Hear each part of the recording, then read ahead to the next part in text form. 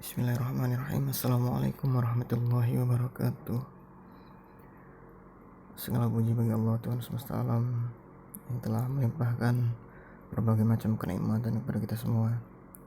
Kemudian salawat berlantunkan salam tak lupa kita aturkan kepada junjungan kita Habibana wa Nabiyana wa Maulana Muhammad sallallahu alaihi wasallam. Baiklah, yang saya hormati Bapak Dr. Syamsuri Ali MAG sebagai dosen pengampu di semester pendek mandiri di mata kuliah Sejarah Pendidikan Islam. Perkenalkan, nama saya Satria Budiman, NPM 1811010379. Baiklah, di sini saya akan mempresentasikan makalah yang berjudul Pendidikan Islam pada masa Rasulullah SAW. Pola pendidikan Islam masa Rasulullah SAW periode Mekah. Yang pertama di sini strategi pendidikan Rasulullah SAW. Nah, strategi pengajaran pendidikan yang dilakukan oleh Rasulullah SAW ini sejalan dengan tahapan-tahapan dakwah yang disampaikan beliau kepada kaum Quraisy. Nah, ini terdiri dari 3 tahapan. Tahapan yang pertama itu tahap rahasia dan perorangan. Nah, maksud dari tahap rahasia dan perorangan ini yakni adalah pada awal turunnya wahyu pertama, Al-Quran surah 96 ayat 1-5, pola pendidikan yang dilakukan adalah secara sembunyi-sembunyi, mengingat kondisi sosial politik yang belum stabil. Nah, pola pendidikan ini dimulai dari diri beliau sendiri dan keluarga dekatnya. Mula-mula Rasulullah mendidik istrinya Khadijah untuk beriman kepada Allah Subhanahu wa taala dan menerima petunjuk darinya. Kemudian diikuti oleh anak angkatnya Ali ibn Abi Thalib, anak pamannya, dan Zaid ibn Harithah, seorang pembantu rumah tangganya yang kemudian diangkat menjadi anak angkatnya. Nah, itu tadi tahap rahasia dan perorangan. Kemudian tahap terang-terangan. Pada tahap terang-terangan ini perintah dakwah secara terang-terangan ini dilakukan oleh Rasulullah seiring dengan jumlah sahabat yang semakin banyak dan untuk meningkatkan jangkauan seruan dakwah. Karena diyakini dengan dakwah tersebut banyak kaum Quraisy yang akan masuk Islam. Di samping itu, keberadaan rumah Arqam Ibnu Arqam sebagai pusat dan lembaga pendidikan Islam sudah diketahui oleh kufar Quraisy. Kemudian yang ketiga, tahap untuk umum. Tahap untuk umum ini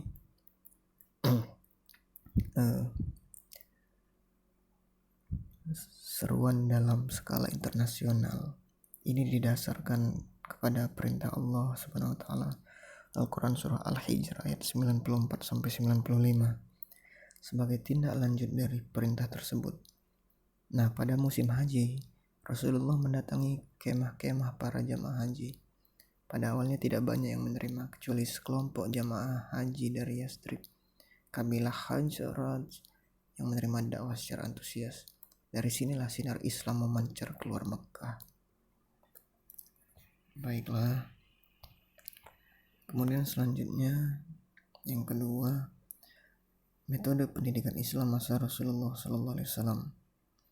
Adapun metode yang diterapkan dan dikembangkan oleh Nabi dalam menyampaikan materi yang ada adalah misal dalam bidang keimanan melalui tanya jawab dengan penghayatan yang mendalam dan didukung oleh bukti-bukti yang rasional dan ilmiah. Kemudian dalam metode ibadah disampaikan dengan metode demonstrasi dan peneladanan sehingga mudah diikuti masyarakat. Kemudian di bidang akhlak, Nabi menitik beratkan pada metode peneladanan. Nabi SAW tampil dalam kehidupan sebagai orang yang memiliki kemuliaan dan keagungan, baik dalam ucapan maupun perbuatan. Kemudian selanjutnya, materi pendidikan Islam masa Rasulullah SAW.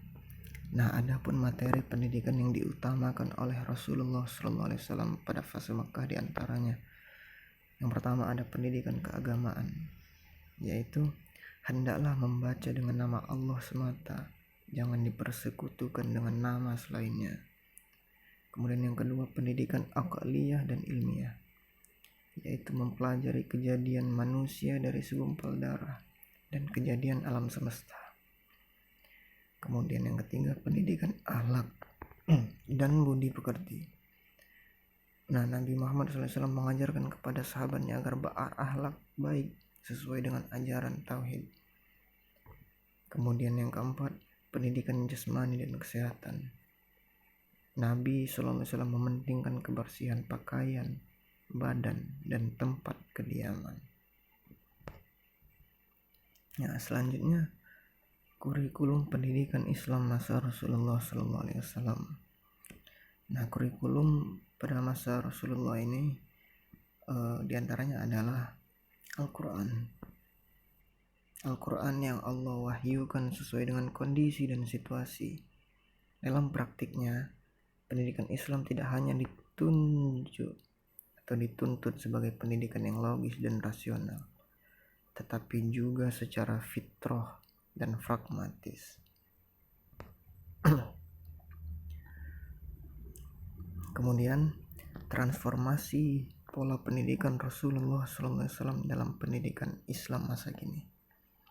Nah, perlu kita ketahui bersama bahwasannya secara epistemologi keilmuan, konsepsi dasar pendidikan Islam ini berpijak pada pendidikan seumur hidup. Jadi, pendidikan Islam tidak dipilah-pilah secara dikotomis, baik antara pendidikan formal dengan non formal, atau pendidikan agama dengan umum, maupun memilah-milah antara aspek logika, etika maupun estetika, karena agama Islam ini mencakup seluruh aspek kehidupan. Rasulullah SAW sebagai muallim mendidik umatnya dengan kepribadian yang luhur dan ajaran yang ia ajarkan terhindar dari kesia-siaan. Apa yang beliau ajarkan senantiasa selaras dengan akhlak yang beliau tampilkan. Nah, jadi pola pendidikan yang dijalankan oleh Rasulullah SAW di masanya ini memiliki kontribusi yang begitu besar kepada pendidikan Islam masa kini. Dan memang pola tersebut yang mencakup konsep, strategi, metode, serta kurikulum implementasinya bukan saja di masa Rasulullah, namun berlaku dan dapat ditransformasikan di setiap zaman. Sebab dalam menerapkan sebuah metode maupun kurikulum, Rasulullah SAW selalu mengedepankan kebutuhan yang mendasar, yang pada akhirnya metode serta kurikulum tersebut sesuai dengan kebutuhannya ketika itu. Dalam artian, metode pembelajaran, konsep maupun kurikulum selalu beradaptasi dengan perubahan zaman. Namun satu hal yang menjadi catatan penting, bahwa dalam pendidikan Rasulullah SAW sangat mengedepankan akhlakul karimah. Baiklah, itu tadi presentasi yang dapat saya sampaikan. Kurang dan lebihnya saya mohon maaf. Kepada Allah saya mohon maghfirahnya. Saya akhiri. Wabillahi taufiq wal hidayah. Assalamualaikum warahmatullahi wabarakatuh.